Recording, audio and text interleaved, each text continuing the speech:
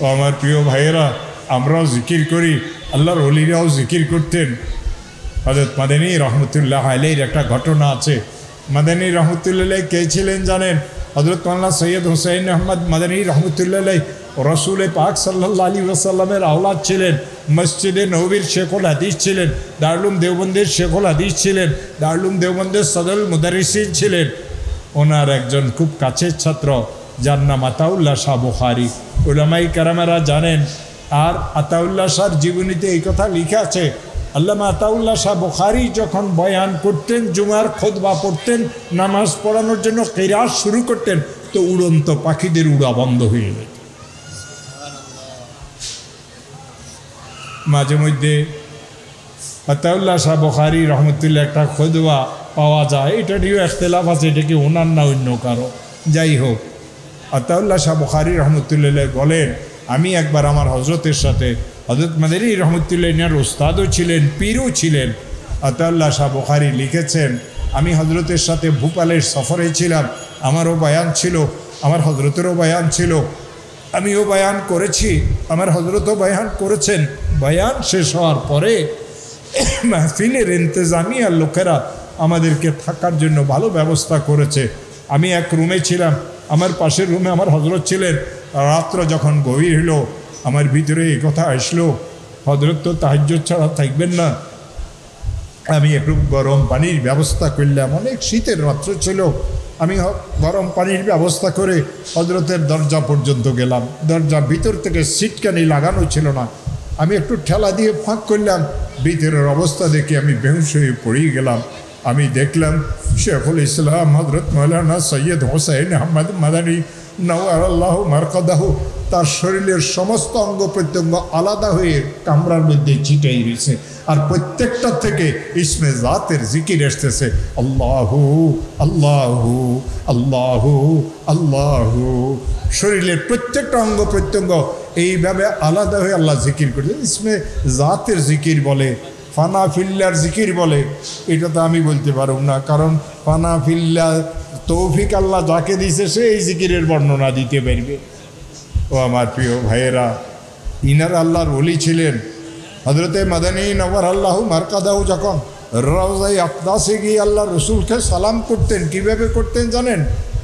আসসালাতু ওয়াসসালামু আলাইকা ইয়া জাদ্দি, হে আমার নানাজান, আপনার জন্য সালাত ও সালাম। মদিনার মাশায়েখেরা লিখেছেন, ভিতরের থেকে উত্তর আসতো, রওজায়ে আকদাসের থেকে উত্তর আসতো, ওয়ালাইকুমুসসালাম ইয়া ওয়ালাদি, হে আমার সুসন্তান, আমার পক্ষ থেকে তোমার জন্য সালাম। আল্লাহ তাআলা তার বান্দাদেরকে এত বড় বড় অবস্থা নসিব করেন যেটা আমরা সাধারণ লোকেরা কল্পনাও করতে পারি না। আমাদের জন্য আল্লাহ পরিষ্কারভাবে বলেন, বিসমিল্লাহির রহমানির রহিম, ওয়াসারিউ ইলা মাগফিরাতিম মির রাব্বিকুম, তোমাদের রবের পক্ষ থেকে ঘোষিত, তোমাদের রবের পক্ষ থেকে তোমাদের জন্য বন্টনকৃত মাগফিরাতের দিকে দৌড়াও। ওয়াসারিউ ইলা মাগফিরাতিম মির রাব্বিকুম ওয়া জান্নাতিন আরদুহাস সামাওয়াতু ওয়াল আরদ। ও আমার প্রিয় ভাইরা, দুনিয়া থেকেও বড় লোক হলো কী হলো, দুনিয়া থেকেও গরিব হলো কী হলো, দুনিয়া থেকেও এমপি হলো কী হলো, দুনিয়া থেকেও রিক্সাওয়ালা হইলো কী হলো, এমপি যেই, মন্ত্রী সেই। ও আমার প্রিয় ভাইরা, দেশের প্রধান যায়, সাধারণ একজন গরিব লোকও সেই। প্রকৃত সেই তো ভাগ্যবান যাকে আল্লাহ মাফ করে দিবেন, প্রকৃত সেই ভাগ্যবান আল্লাহ তাআলা যাকে জান্নাত দান করবেন। কিয়ামতের ময়দান যখন কায়েম হবে, আল্লাহ তাআলা একটা ঘোষণা দিবেন, সারা পৃথিবীর মানুষ সেখানে থাকবে। মাওলাই করিম ঘোষণা দিবেন, লিমানিল মুলকুল ইয়াউম লিল্লাহিল ওয়াহিদিল কাহ্হার। আজকের ক্ষমতা কার জন্য?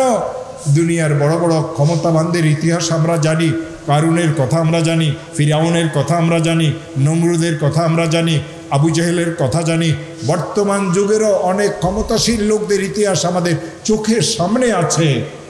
ও আমার প্রিয় ভাইয়েরা, যেই ক্ষমতার জন্য মানুষ প্রাণ পর্যন্ত দিয়ে ফেলে, সেই ক্ষমতাও তো আল্লাহর দেওয়া। যখন তার হুকুম হয় তো লাথি মারা লাগে না, লাথি খাই খাই বাইর।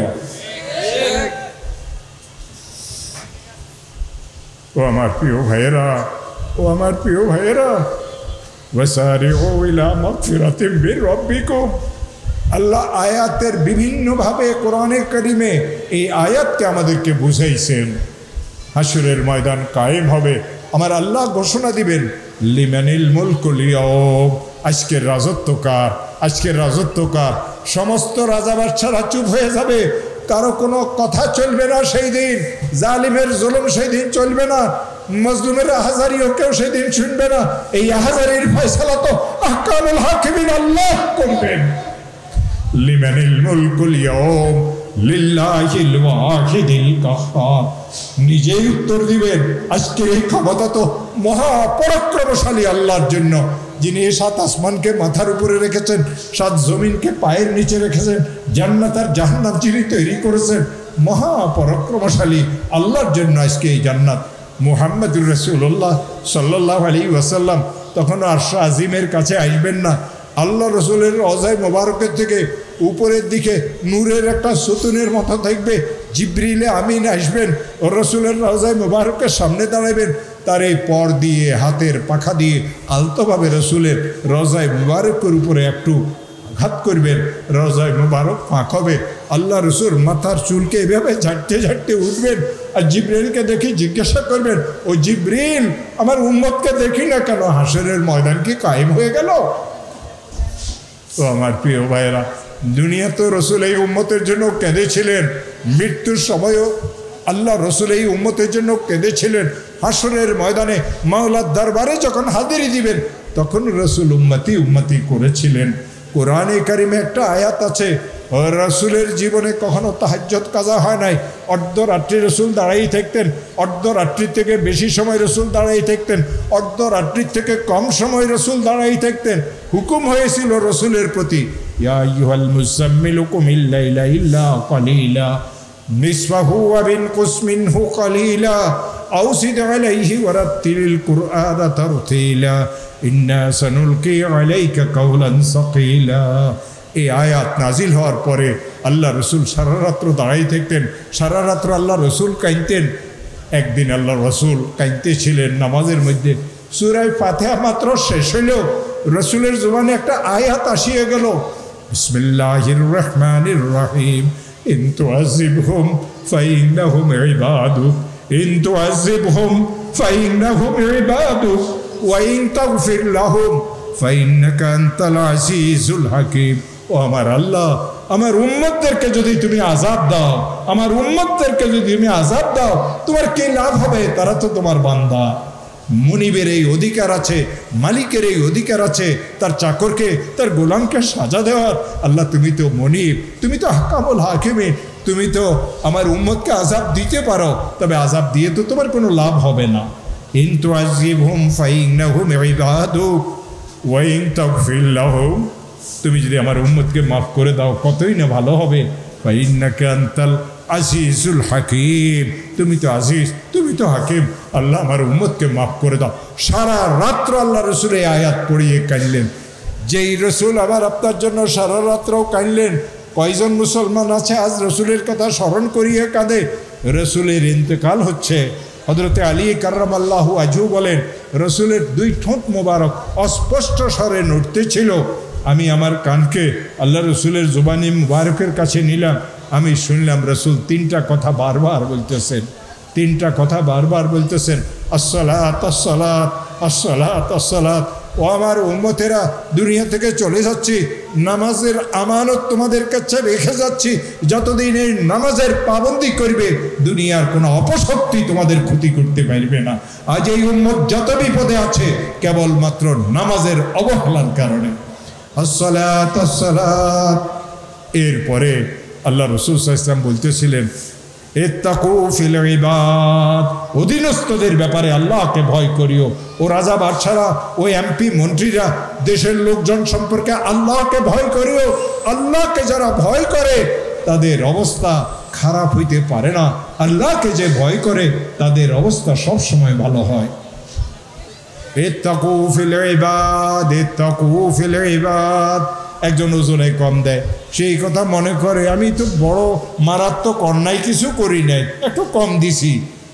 আল্লাহ পাক কোরআনে কারিমে তাকে শাসাইতেছেন, বিসমিল্লাহির রহমানির রহিম ওয়াইলুল লিল মুতাফফিফিন আল্লাযীনা ইযা তালু আলান নাসি ইস্তাওফুন ওয়া ইযা কালুহুম আও ওয়াসানুহুম ইউকসিরুন। এক সময় আল্লাহ তাআলা হুকুম করেছেন মায়ের পেট থেকে বাহির হওয়ার, মায়ের পেট থেকে বাহির হওয়ার রাস্তাকে আল্লাহ তাআলা সহজ করেছেন। কোরআনে কারিমে আছে সুম্মাস সাবিলা ইয়াসসারা। আল্লাহ তাআলা মেহেরবানি করি আমাদেরকে মায়ের পেট থেকে বাহির করছেন। কিছুদিন আমরা শিশু ছিলাম, তারপর বালক ছিলাম, তারপর যুবক ছিলাম, তারপর প্রাপ্ত বয়স্কে পৌঁছেছিলাম। আমাদের অনেকে বুড়ো হয়েছে, অনেকে শিশু অবস্থায় দুনিয়ার থেকে চলেই গেছে। আমরা যারা আছি বাঁচিয়ে আমরা যাওয়ার অপেক্ষায় আছি। আমরা জানি না আমরা কখন যাব, আমরা জানি না কোন অবস্থাতে আমাদের মৃত্যু হবে, আমরা এটাও জানি না মৃত্যুর পরে আমাদের সাথে কি ব্যবহার করা হবে। ও আমার প্রিয় ভাইয়েরা, মওলাই করিম কোরআনে করিমে আমাদেরকে ছোট্ট একটা আয়াতের দ্বারা আখিরাতের প্রস্তুতির জন্য, এই জান্নাতে যাওয়ার প্রস্তুতির জন্য আমাদেরকে উদ্বুদ্ধ করেছেন। বিসমিল্লাহির রহমানির রহিম ওয়াসারিউ ইলা মাগফিরাতিম মির রাব্বিকুম। হে আমার বান্দারা, তোমাদের রবের পক্ষ থেকে ঘোষিত মাগফিরাতের দিকে দৌড়াও। একজন মানুষ কত গুনাহ করতে পারে? একজন মানুষের গুনাহ যদি আকাশ আসমান এবং জমিনের ফাঁকা স্থানকে পূরণ করিয়ে দেয়, কারো গুনাহ যদি সাগরের ফেনার পরিমাণ হয়, কারো গুনাহ যদি বৃষ্টির ফোঁটার পরিমাণ হয়, কারো গুনাহ যদি মরুভূমির বালুকা রাশির পরিমাণ হয়, কারো গুনাহ যদি আরবের সবচেয়ে বড় গোত্র বনু সালিম গোত্রের বকরিগুলির পশমের গণনার হয়, এই লোকটাও লজ্জিত হয়ে যদি হাত পাতিয়ে বলে আল্লাহ আমার অন্যায় হয়ে গেছে, মাফ করে দাও, লাওয়াজাদাল্লাহ তাওয়াবার রাহিমা, সে আল্লাহকে তওবা কবুলকারী হিসাবে, ক্ষমাকারী হিসাবে পাবে।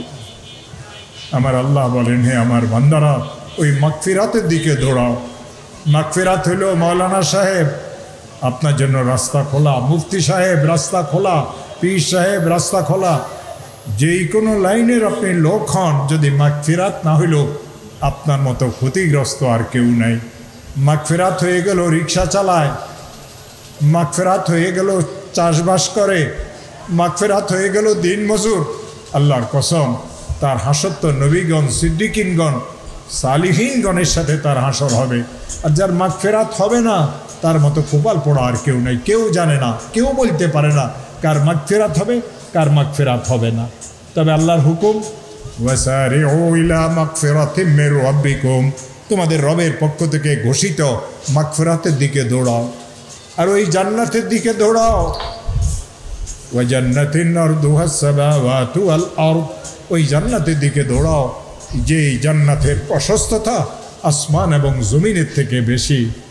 আমরা জান্নাতে যাওয়ার জন্য আল্লাহ আমাদেরকে পাঠাইছেন পরীক্ষার স্থান। আজ যদি দুনিয়াতে আমরা মত্ত হয়ে গেলাম, তো অন্যান্য প্রাণীরা যুগে যুগে কোটি কোটি মানুষেরা যেভাবে দুনিয়া থেকে চলিয়ে গেছেন, আমরাও কিন্তু চলিয়ে যাব। বিসমিল্লাহির রহমানির রহিম কুল্লু নাফসিন যায়িকাতুল মাউত ওয়া ইন্নামা তুওয়াফাউনা উজুরাকুম ইয়াওমাল কিয়ামা ফামান যুহজিহা আনিন নার ওয়া উদখিলাল জান্নাতা ফাকাদ ফাজ ওয়া মাল হায়াতুদ দুনিয়া ইল্লা মাতাউল গুরুর। আমার প্রিয় ভাইয়েরা, আমরা হাফিজ হুজুরের এলাকাতে আমি 1976 সালে সর্বপ্রথম হাফিজিয়ার মৌলানা শেখুল হাদিস আইজুল হক সাহেবের সাথে হজ করেছিলাম, এক সফরে ছিলাম। আল্লাহ পাকের হুকুম ছিল, বিমানে যেখানে আমার সিট ছিল আমি মাঝের সিটে ছিলাম, আমার বাম পাশে হজরত মৌলানা আইজুল হক সাহেব ছিলেন, আর আমার ডাইন পাশে হাফিজ হুজুর ছিলেন। আমি তখন সবেমাত্র দেওবন্দ থেকে মৌলানা হয়ে আসছি। আমি এনাদের দুইজনের কেউকে চিনতাম না।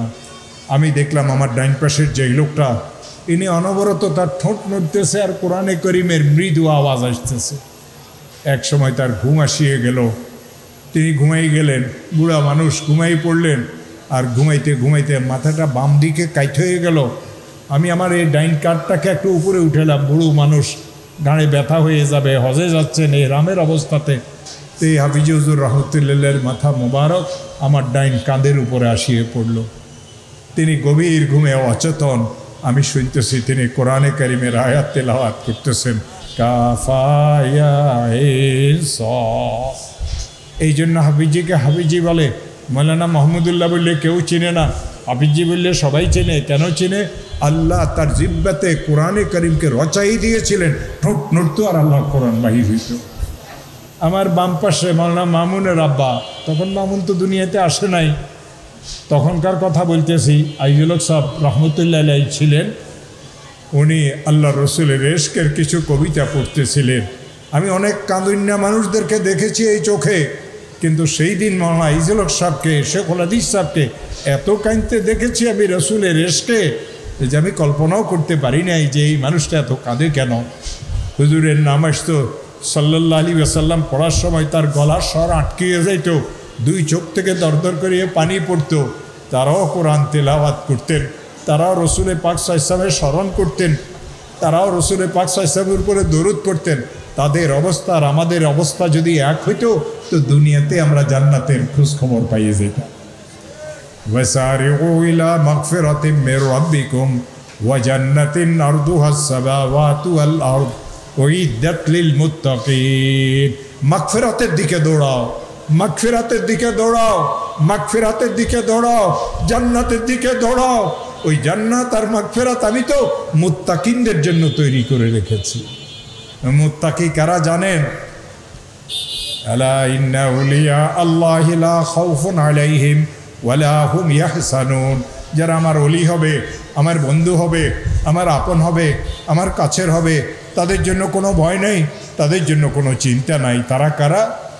আল্লাযীনা আমানু ওয়া কানু ইয়াত্তাকুন। যারা সদা সর্বদা ঈমানের উপরে অচল অটল অবিচল থাকে, কোনো অবস্থাতে ঈমান হাতছাড়া হয় না। আর ওয়া কানু ইয়াত্তাকুন, সদা সর্বদা মওলাই করিমকে ভয় করে। মাওলার ভয় এত বেশি, গুনাহ তারা করে না। মাওলার ভয় এত বেশি, ব্যবসায়ী ওজনে তারা কম দেয় না। মাওলার ভয় এত বেশি, কাউকে ধোকা দেয় না। মাওলার ভয় এত বেশি, মিথ্যা কথা বলে না। মাওলার ভয় এত বেশি, চুরি করে না, ডাকাতি করে না। একমাত্র ওই জিনিস যেটা মানুষকে গুনাহ থেকে বাঁচায়, দুনিয়াতেই জান্নাতি বানায় দেয়, সেটা হলো মাওলার ভয়, আল্লাহর ভয়, আল্লাহর ভয়, আল্লাহর ভয়। ও আমার প্রিয় ভাইয়েরা, আমরাও জিকির করি, আল্লাহর ওলিরাও জিকির করতেন। হযরত মাদানী রহমতুল্লাহ আলাইহির একটা ঘটনা আছে। মাদানী রহমতুল্লাহ কে ছিলেন জানেন? হযরত মাওলানা সৈয়দ হুসাইন আহমদ মাদানী রহমতুল্লাহ আলাইহি রসুল পাক সাল্লাল্লাহু আলাইহি ওয়াসাল্লামের আওলাদ ছিলেন। মসজিদে নববীর শেখুল হাদিস ছিলেন, দারুল দেওবন্দের শেখুল হাদিস ছিলেন, দারুল দেওবন্দের সদরুল মুদারিসিন ছিলেন। ওনার একজন খুব কাছের ছাত্র যার নাম আতাউল্লাহ শাহ বুখারী, উলামায়ে কেরামেরা জানেন। আর আতাউল্লাহ শাহর জীবনীতে এই কথা লিখা আছে, আল্লামা আতাউল্লাহ শাহ বুখারী যখন বয়ান করতেন, জুমার খুতবা পড়তেন, নামাজ পড়ানোর জন্য কিরাত শুরু করতেন, তো উড়ন্ত পাখিদের উড়া বন্ধ হয়ে যেত। মাঝে মধ্যে আতাউল্লাহ শাহ বুখারী রহমতুল্লাহ একটা খুতবা পাওয়া যায়, এটা নিয়েও ইখতিলাফ আছে, এটা কি ওনার না অন্য কারো। যাই হোক, আতাউল্লাহ শাহ বুখারী রহমতুল্লাহ বলেন, আমি একবার আমার হজরতের সাথে, হযরত মাদানী রহমতুল্লাহ ইনার উস্তাদও ছিলেন, পীরও ছিলেন। আতাউল্লাহ শাহ বুখারী লিখেছেন, আমি হজরতের সাথে ভোপালের সফরে ছিলাম, আমারও বয়ান ছিল, আমার হজরতেরও বয়ান ছিল, আমিও বয়ান করেছি, আমার হজরতও বয়ান করেছেন। বয়ান শেষ হওয়ার পরে মাহফিলের ইন্তেজামিয়ার লোকেরা আমাদেরকে থাকার জন্য ভালো ব্যবস্থা করেছে। আমি এক রুমে ছিলাম, আমার পাশের রুমে আমার হজরত ছিলেন। রাত্র যখন গভীর হলো, আমার ভিতরে এই কথা আসলো, হজরত তো তাহাজ্জুদ ছাড়া থাকবেন না। আমি একটু গরম পানির ব্যবস্থা করলাম, অনেক শীতের রাত্র ছিল। আমি গরম পানির ব্যবস্থা করে হজরতের দরজা পর্যন্ত গেলাম। দরজা ভিতর থেকে সিটকানি লাগানো ছিল না, আমি একটু ঠেলা দিয়ে ফাঁক করলাম। ভিতরের অবস্থা দেখে আমি বেহুশ হয়ে পড়ে গেলাম। আমি দেখলাম শেখুল ইসলাম হযরত মাওলানা সৈয়দ হুসাইন আহমদ মাদানী নওয়ারাল্লাহু মারকাদাহু, তার শরীরের সমস্ত অঙ্গ প্রত্যঙ্গ আলাদা হয়ে কামরার মধ্যে ছিটাই রয়েছে, আর প্রত্যেকটা থেকে ইসমে জাতের জিকির আসতেছে, আল্লাহু আল্লাহু আল্লাহু আল্লাহু। শরীরের প্রত্যেকটা অঙ্গ প্রত্যঙ্গ এইভাবে আলাদা হয়ে আল্লাহ জিকির করছে। ইসমে জাতের জিকির বলে, ফানা ফিল্লার জিকির বলে, এটা তো আমি বলতে পারব না, কারণ ফানা ফিল্লা তৌফিক আল্লাহ যাকে দিছে সে এই জিকিরের বর্ণনা দিতে পারবে। ও আমার প্রিয় ভাইয়েরা, ইনার আল্লাহর ওলি ছিলেন। হজরতে মাদানী নওয়ার আল্লাহ মারকাদাহু যখন রওজায়ে আকদাসে গিয়ে আল্লাহ রসুলকে সালাম করতেন, কিভাবে করতেন জানেন? আসসালাতু ওয়াসসালামু আলাইকা ইয়া জাদ্দি, হে আমার নানা যান, আপনার জন্য সালাত ও সালাম। মদিনার মাশায়েখেরা লিখেছেন, ভিতরের থেকে উত্তর আসতো, রওজায়ে আকদাসের থেকে উত্তর আসতো, ওয়ালাইকুমুস সালাম ইয়া ওয়ালাদি, হে আমার সুসন্তান, আমার পক্ষ থেকে তোমার জন্য সালাম। আল্লাহ তাআলা তার বান্দাদেরকে এত বড় বড় অবস্থা নসিব করেন যেটা আমরা সাধারণ লোকেরা কল্পনাও করতে পারি না। আমাদের জন্য আল্লাহ পরিষ্কারভাবে বলেন, বিসমিল্লাহির রহমানির রহিম, ওয়াসারিউ ইলা মাগফিরাতিম মির রাব্বিকুম, তোমাদের রবের পক্ষ থেকে ঘোষিত, তোমাদের রবের পক্ষ থেকে তোমাদের জন্য বন্টনকৃত মাগফিরাতের দিকে দৌড়াও। ওয়াসারিউ ইলা মাগফিরাতিম মির রাব্বিকুম ওয়া জান্নাতিন আরদুহাস সামাওয়াতু ওয়াল আরদ। ও আমার প্রিয় ভাইরা, দুনিয়া থেকেও বড় লোক হলেও কী হলো, দুনিয়া থেকেও গরিব হলেও কী হলো, দুনিয়া থেকেও এমপি হলেও কী হলো, দুনিয়া থেকেও রিক্সাওয়ালা হলেও কী হলো, এমপি যেই মন্ত্রী সেই। ও আমার প্রিয় ভাইরা, দেশের প্রধান যায়, সাধারণ একজন গরিব লোকও সেই। প্রকৃত সেই তো ভাগ্যবান যাকে আল্লাহ মাফ করে দিবেন, প্রকৃত সেই ভাগ্যবান আল্লাহ তাআলা যাকে জান্নাত দান করবেন। কিয়ামতের ময়দান যখন কায়েম হবে, আল্লাহ তাআলা একটা ঘোষণা দিবেন, সারা পৃথিবীর মানুষ সেখানে থাকবে। মাওলাই করিম ঘোষণা দিবেন, লিমানিল মুলকুল ইয়াউম লিল্লাহিল ওয়াহিদিল কাহ্হার। আজকের ক্ষমতা কার জন্য? দুনিয়ার বড় বড় ক্ষমতাবানদের ইতিহাস আমরা জানি, কারুনের কথা আমরা জানি, ফিরাউনের কথা আমরা জানি, নমরুদের কথা আমরা জানি, আবু জেহেলের কথা জানি। বর্তমান যুগেরও অনেক ক্ষমতাশীল লোকদের ইতিহাস আমাদের চোখের সামনে আছে। ও আমার প্রিয় ভাইয়েরা, যেই ক্ষমতার জন্য মানুষ প্রাণ পর্যন্ত দিয়ে ফেলে, সেই ক্ষমতাও তো আল্লাহর দেওয়া। যখন তার হুকুম হয় তো লাথি মেরা লাগে না, লাথি খাই খাই বাইর। ও আমার প্রিয় ভাইয়েরা, ও আমার প্রিয় ভাইয়েরা, ওয়াসারিউ ইলা মাগফিরাতিম মির রাব্বিকুম। আল্লাহ আয়াতের বিভিন্নভাবে কোরআনে কারিমে এই আয়াতকে আমাদেরকে বুঝাইছেন। হাসরের ময়দান কায়েম হবে, আমার আল্লাহ ঘোষণা দিবেন, লিমানিল মুলকুল ইয়াউম, আজকের রাজত্ব কার, আজকের রাজত্ব কার। সমস্ত রাজা বাদশারা চুপ হয়ে যাবে, কারো কোনো কথা চলবে না সেই দিন। জালিমের জুলুম সেই দিন চলবে না, মজলুমের আহাজারিও কেউ সেই দিন শুনবে না। এই আহাজারির ফয়সালা তো আহকামুল হাকিমিন আল্লাহ করবেন। লিমানিল মুলকুল ইয়াউম লিল্লাহিল ওয়াহিদিল কাহ্হার। নিজেই উত্তর দিবেন, আজকের এই ক্ষমতা তো মহাপরাক্রমশালী আল্লাহর জন্য, যিনি এই 7 আসমানকে মাথার উপরে রেখেছেন, 7 জমিনকে পায়ের নিচে রেখেছেন, জান্নাত আর জাহান্নাম যিনি তৈরি করেছেন, মহাপরাক্রমশালী আল্লাহর জন্য আজকে এই জান্নাত। মুহাম্মদুর রাসূলুল্লাহ সাল্লাল্লাহু আলাইহি ওয়াসাল্লাম তখন আরশ আজিমের কাছে আসবেন না। আল্লাহ রসুলের রওজায়ে মোবারকের থেকে উপরের দিকে নূরের একটা সুতুনের মতো থাকবে, জিবরিলে আমিন আসবেন, ও রসুলের রওজায়ে মোবারকের সামনে দাঁড়াবেন, তার এই পর দিয়ে হাতের পাখা দিয়ে আলতোভাবে রসুলের রওজায়ে মোবারকের উপরে একটু আঘাত করবেন, রওজায়ে মোবারক ফাঁক হবে। আল্লাহ রসুল মাথার চুলকে এভাবে ঝাড়তে ঝাড়তে উঠবেন, আর জিবরিলকে দেখে জিজ্ঞাসা করবেন, ও জিবরিল, আমার উম্মতকে দেখি না কেন, হাসরের ময়দান কি কায়েম হয়ে গেল? তো আমার প্রিয় ভাইয়েরা, দুনিয়া তো রসুল এই উম্মতের জন্য কেঁদেছিলেন, মৃত্যুর সময়ও আল্লাহ রসুল এই উম্মতের জন্য কেঁদেছিলেন। হাসরের ময়দানে মাওলার দরবারে যখন হাজিরি দিবেন, তখন রসুল উম্মতি উম্মতি করেছিলেন। কোরআনে কারিমে একটা আয়াত আছে, রসুলের জীবনে কখনো তাহাজ্জুদ কাজা হয় নাই। অর্ধরাত্রি রসুল দাঁড়াই থাকতেন, অর্ধরাত্রির থেকে বেশি সময় রসুল দাঁড়াই থাকতেন, অর্ধরাত্রির থেকে কম সময় রসুল দাঁড়াই থাকতেন। হুকুম হয়েছিল রসুলের প্রতি, ইয়া আইয়ুহাল মুযাম্মিলু কুমিল লাইলা ইল্লা কালিলা নিসফাহু ওয়া বিনকুস মিনহু কালিলা আও জিদ আলাইহি ওয়ারাত্তিলিল কুরআনা তারতিলা ইন্না সানুলকি আলাইকা কাওলান সাকিলা। এই আয়াত নাজিল হওয়ার পরে আল্লাহ রসুল সারা রাত্র দাঁড়াই থাকতেন, সারা রাত্র আল্লাহ রসুল কাঁদতেন। একদিন আল্লাহ রসুল কাঁদতেছিলেন নামাজের মধ্যে, সূরা ফাতিহা মাত্র শেষ হইল, রসুলের জবানে একটা আয়াত আসিয়া গেল, বিসমিল্লাহির রহমানির রহিম, ইন তুআযিবহুম ফাইন্নাহুম ইবাদুক, ইন তুআযিবহুম ফাইন্নাহুম ইবাদুক, ওয়া ইন তাগফির লাহুম ফাইন্নাকা আনতাল আজিজুল হাকীম। ও আমার আল্লাহ, আমার উম্মতদেরকে যদি তুমি আযাব দাও, আমার উম্মতদেরকে যদি তুমি আযাব দাও, তোমার কি লাভ হবে? তারা তো তোমার বান্দা। মুনিবের এই অধিকার আছে, মালিকের এই অধিকার আছে তার চাকরকে, তার গোলামকে সাজা দেওয়ার। আল্লাহ তুমি তো মুনিব, তুমি তো হাকামুল হাকিমিন, তুমি তো আমার উম্মতকে আযাব দিতে পারো, তবে আযাব দিয়ে তো তোমার কোনো লাভ হবে না। ইন তুআযিবহুম ফাইন্নাহুম ইবাদুক ওয়া ইন তাগফির লাহুম, তুমি যদি আমার উম্মতকে মাফ করে দাও কতই না ভালো হবে। ফাইন্নাকা আনতাল আজিজুল হাকিম, তুমি তো আজিজ, তুমি তো হাকিম, আল্লাহ আমার উম্মতকে মাফ করে দাও। সারা রাত্র আল্লাহ রসুল এই আয়াত পড়িয়ে কাঁদলেন। যেই রসুল আবার আপনার জন্য সারা রাত্রও কাঁদলেন, কয়জন মুসলমান আছে আজ রসুলের কথা স্মরণ করিয়ে কাঁদে? রসুলের ইন্তেকাল হচ্ছে। হযরতে আলী কাররামাল্লাহু ওয়াজহু বলেন, রসুলের দুই ঠোঁট মোবারক অস্পষ্ট স্বরে নড়তেছিল।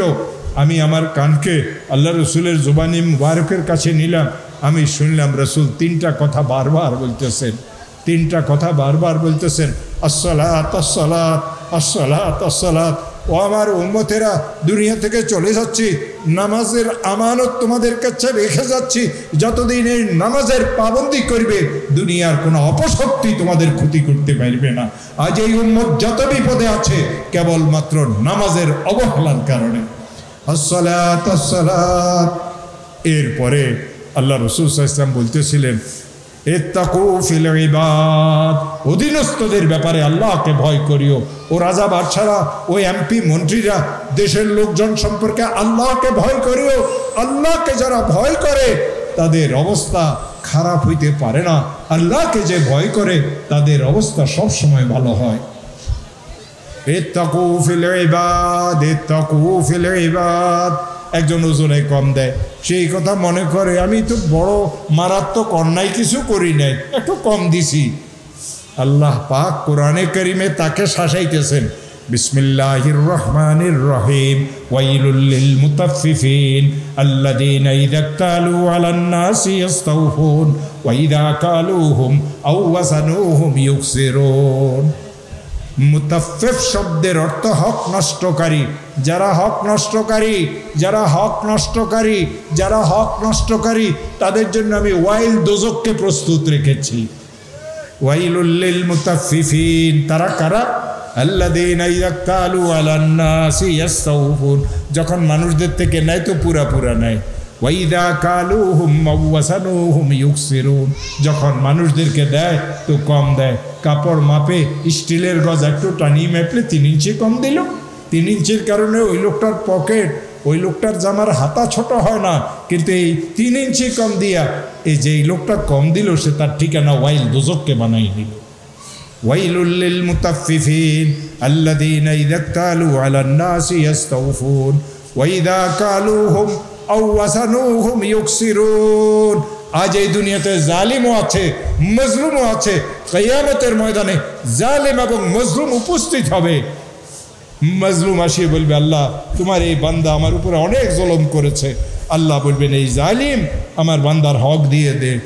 এই জালিম লোকটা যেটা বলবো এটা আল্লাহর কোরআনে আছে, ইয়া লাইতাহা কানাতিল কাযিয়া মা আগনা আন্নী মালিয়া হালাকা আন্নী সুলতানিয়া খুযুহু ফাগুল্লুহু সুম্মাল জাহিমা সাল্লুহু সুম্মা ফি সিলসিলাতিন যারুহা 70 যিরাআন ফাসলুকু। ও জালিমেরা, কান খুলিয়ে শোনো, আমার আল্লাহ বলেন তোমাকে আর মজলুমকে হাজির করা হবে। আর মজলুমের হক যখন তুমি দিতে পারবে না, আর তুমি যখন কাঁদিয়ে কাঁদিয়ে আমার কাছে এই কথা বলবে, ও আমার আল্লাহ আমি জানতাম না এত সূক্ষ্ম বিচার হবে। আল্লাহ তাআলা বলবেন আমার মজলুমের হক দে। বলবে আল্লাহ কোথায় থেকে দেব? হালাকা আন্নী মালিয়া, অনেক ধন সম্পদের মালিক ছিলাম, সব তো দুনিয়াতে রয়ে গেছে, ধ্বংস হয়ে গেছে। মা আগনা আন্নী মালিয়া, আমার মাল সম্পদ আজ কোনো কাজে আসে নাই। ও ধনীরা, এই জাহান্নামে যাওয়ার জন্য মালকে কেন আত্মসাৎ করো? লজ্জা লাগে না? শরম লাগে না? তোমার থেকে ওই চাষা লোকটা, রিক্সাওয়ালা কোটি গুণে ভালো। তোমরা যারা জাতির টাকাকে আত্মসাৎ করিয়ে নিজে নিতে আত্মপ্রসাদ লাভ করো, মনে রাখিও কোরআন আমাদেরকে জানাই দিয়েছে তোমাদের ঠিকানা হবে ওই জাহান্নাম। তোমার ভালো লাগলে ভালো, খারাপ লাগলে খারাপ। আমি তো আমার আল্লাহর কথা বললাম, চোরের গায়ে কথা বললে আবার অসুবিধাটা কি?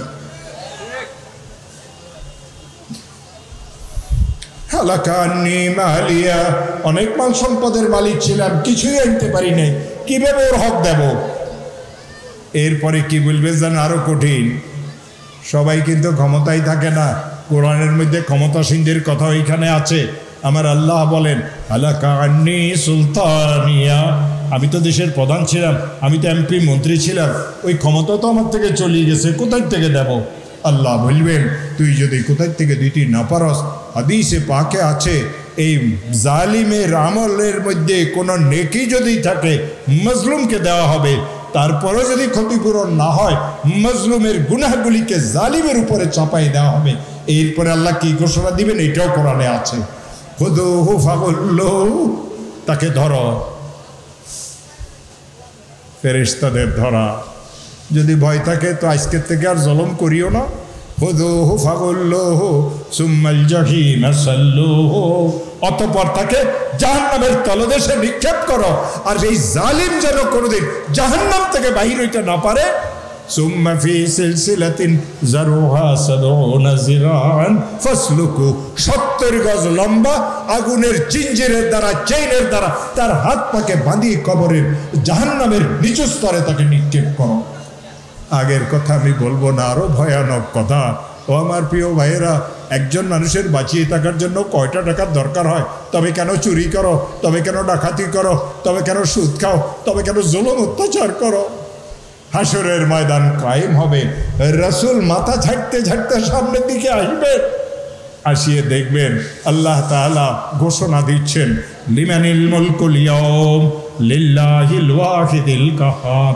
রাসূল কোনো কথা বলবেন না, আসি আরশে আজিমের সামনে, আল্লাহর যে আরশ হবে হাসরের ময়দানে, এই কুরসির সামনে আল্লাহ রাসূল সাল্লাল্লাহু আলাইহি ওয়াসাল্লাম সিজদায় পড়বেন আর বলবেন ও আমার আল্লাহ, তুমি আমার সাথে একটা ওয়াদা করেছিলে, আমার উম্মতকে তুমি আযাব দিবে না, তুমি তোমার ওই ওয়াদাকে আজকে রক্ষা করো। লম্বা কথা বলার সময় আমার কাছে নেই। রসুল পাক সাল্লাল্লাহু আলাইহি ওয়াসাল্লামকে আল্লাহ সরাসরি বলবেন ওয়ারফা রাসাক, ও আমার রসুল আপনার মাথা মোবারককে উঠান, ওয়াশফা তুশাফা, আপনি আপনার উম্মতের জন্য সুপারিশ করেন, আমি আপনার সুপারিশকে কবুল করব। আমি তো উম্মত হওয়া লাগবে রসুলের সুপারিশ পাওয়ার জন্য, উম্মত তো না, সুপারিশ কিভাবে পাবো? এরপরে আবার মাওলা একটা ঘোষণা দিবেন, জানেন কি ঘোষণা দিবেন? আল্লাহ আমাদেরকে তাদের মধ্যে গণ্য করুক। আমার আল্লাহ ঘোষণা দিবেন ফাইনাল মুকাররাবুন,